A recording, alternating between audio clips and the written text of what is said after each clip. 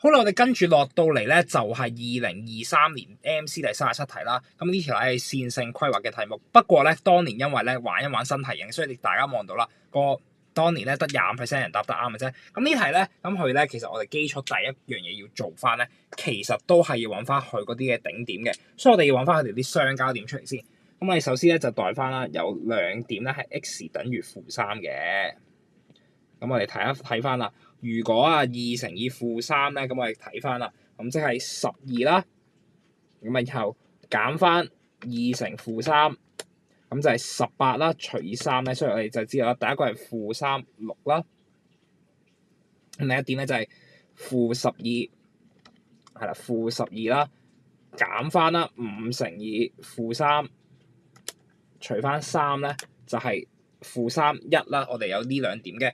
臨尾咧第三點咧就撳翻個 program 出嚟啦，2×3-12，跟住咧就係5×3-12，咁篤到咧係0、4嘅，咁我哋咧已經解決咗咧有3點嘅頂點啦，相交點出嚟啦。咁但係咧今次特別啲咧就係話啦，我哋咧唔知個 beta 幾多，但係我哋就知道啦，我哋總之咧依個咧不等式咧嗰個區域入面咧。beta x 加6y 咧最大係等於24嘅，然後就問翻你啦，beta 咧咁佢可以係幾大咧？咁我哋咧首先咧，我哋就睇呢個答案之後，我哋知道一樣嘢嘅，beta 就一係等於-10，一係就等於4嘅啫。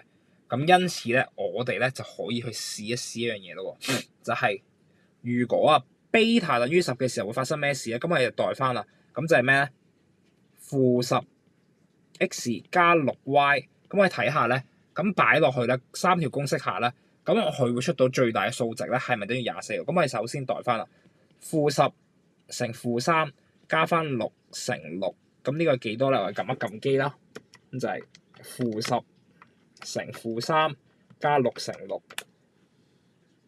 咁我哋咧已經望到咧係等陣先，-10乘-3，等陣先。係啦，咁咧我哋望到應該等於66咁大嘅，咁但係咧66已經超出咗個最大值係24呢句説話噶咯喎，所以其實我哋倒翻轉咧已經可以望到啦，咦 beta 唔應該可以等於-10嘅喎，所以我哋 A 已經查走咗啦 ，B 同樣查走咗，同時間 C 其實都要查走㗎，點解啊？因為 beta 細過等於4嘅時候，咪即係我有機會佢係等於-10咯。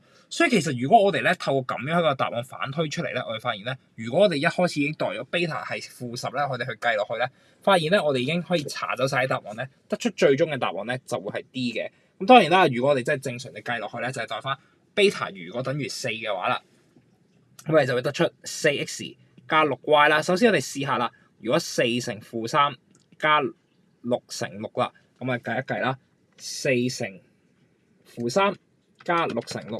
咁答案咧係24啦，咁4乘-3加6乘1啦，4乘-3加6乘1啦，咁就係答案係等於-6嘅啫。臨尾就係4乘0加6乘4就係等於24，所以咧4嘅話係冇嘅任何錯噶。咁當然啦，我哋如果真係想試準啲咧，我哋可以試下咧就係將呢個嘢代咗係5啦。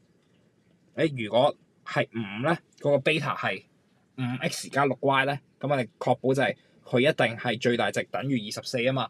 咁最尾嗰個一定不變㗎啦，一定係正24㗎。咁我哋咪試埋咯，5乘-3加6乘6，真係細咗㗎喎。有陣時5撳多次先，5乘-3加6乘6，啱啱可以撳錯下面嗰隻係啦，等於21嘅。5乘-3加6乘1，咁咧我哋發現都係-9。所以咧，佢只會越嚟越細落去咧，因此其實我哋都更加肯定咧 D 呢個咧已經係答案嘅。不過咧，正常我哋按翻第一步咧，就係代翻 beta，如果佢係等於-10嘅話，我哋已經可以查走晒 A、B、C 3個答案咧。